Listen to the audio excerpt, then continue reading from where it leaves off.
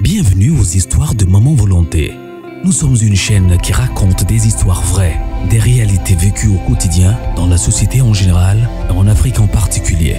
Nous le faisons dans le strict respect des usagers, coutumes et droits humains. Nous réalisons des analyses constructives dans le but d'éduquer, d'informer et de former la masse, car votre éducation, épanouissement et plaisir sont notre devoir. Abonnez-vous et cliquez sur la cloche de notification pour ne manquer aucune actualité en temps réel. Et surtout, aimez et partagez nos vidéos pour élargir notre communauté. Maman Volonté et les volontaires, ensemble, nous sommes plus forts. Le poulet de Tonton Kofi. Dans le village de Bolongo, où les manguiers donnaient des fruits dodus et où les rires des enfants résonnaient jusqu'aux collines, vivait Tonton Kofi. Tout le monde le connaissait pour une seule chose, son avarice légendaire.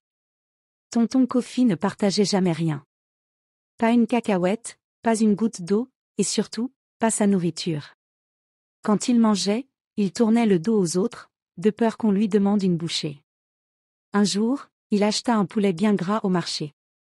Il passa l'après-midi à le préparer avec soin, un peu de gingembre, une pincée de poivre, du sel. Ah! L'odeur enivrait tout le village. Mais Tonton Kofi avait un problème. Il ne voulait surtout pas partager son poulet.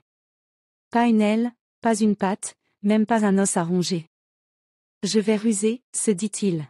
« Je vais le manger tout seul, dans la nuit, quand tout le monde dormira. » La nuit venue, alors que tout était calme, il se glissa hors de sa case, prit son poulet bien doré et alla se cacher sous un grand baobab pour le savourer en paix. Mais à peine avait-il pris la première bouchée que le vieux chien du chef, Momo, surgit de nulle part.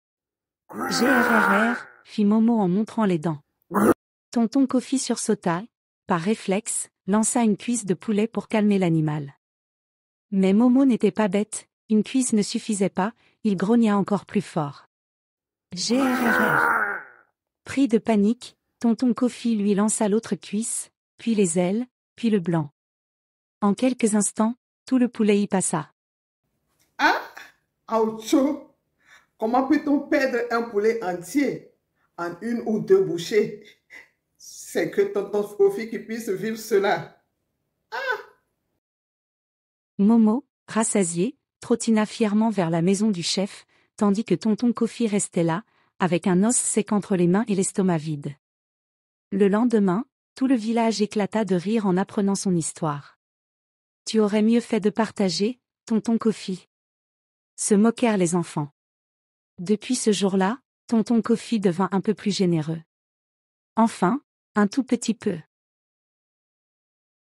Voilà, ne dit-on souvent pas que l'avarice perd tout en voulant tout gagner? Voilà ce qui est arrivé à Tonton Kofi.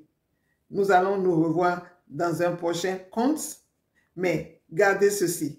L'avarice est même condamnée par Dieu, parce que ça fait partie des 7 péchés capitaux.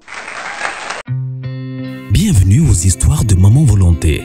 Nous sommes une chaîne qui raconte des histoires vraies, des réalités vécues au quotidien, dans la société en général et en Afrique en particulier.